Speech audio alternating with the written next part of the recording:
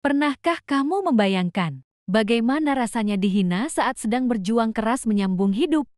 Dicemooh hanya karena pekerjaanmu tak terlihat terhormat.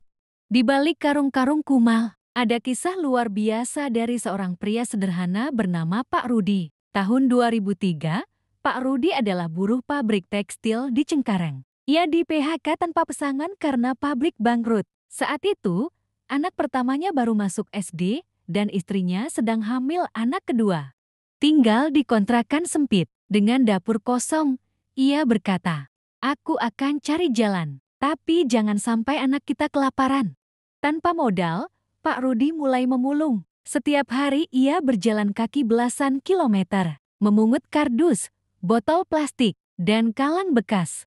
Namun yang ia pungut bukan cuma sampah, tapi juga hinaan dan ejekan.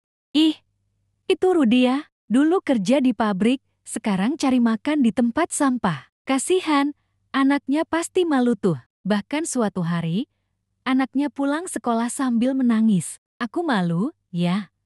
Teman-teman bilang aku anak pemulung bau." Pak Rudi hanya memeluk anaknya erat dan berkata, "Ayah memang pemulung, tapi ayah nggak mencuri. Suatu hari kamu akan bangga pada ayah." Hidup semakin sulit, kontrakan bocor, beras tak terbeli, bayi menangis karena lapar, tetangga mencibir, "Sudah miskin, kenapa punya anak dua?" Tapi di saat orang lain menyerah, Pak Rudi justru bangkit. Ia ikut pelatihan daur ulang gratis, meski datang dengan baju lusuh dan sandal jepit.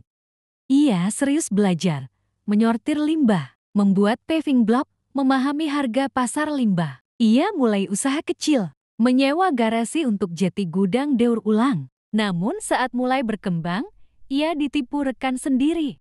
Uang 7 juta dibawa kabur, istrinya marah. Tapi Pak Rudi hanya berkata, "Kalau aku berhenti sekarang, semua luka ini akan sia-sia." Tahun berganti, gudangnya membesar. Ia menampung puluhan pemulung dan membuka lapangan kerja. Anaknya, Aldi, lulus dari universitas negeri. Kini ia membantu ayahnya mengelola usaha dengan sistem manajemen modern. Suatu hari, seorang tetangga yang dulu paling sering menghina datang meminta pekerjaan. Dengan tenang Pak Rudi berkata, "Saya tidak simpan dendam, tapi di tempat ini kita hanya terima orang jujur dan pekerja keras." Kini, Pak Rudi bukan hanya dikenal sebagai mantan pemulung. Ia adalah pengusaha pengolahan limbah, pembicara seminar lingkungan, dan teladan bagi banyak keluarga yang pernah hampir menyerah. Setiap pagi, anak-anak di kampungnya menyapanya dengan hormat. "Pagi, Pak Rudi." Ia berjalan menatap matahari terbit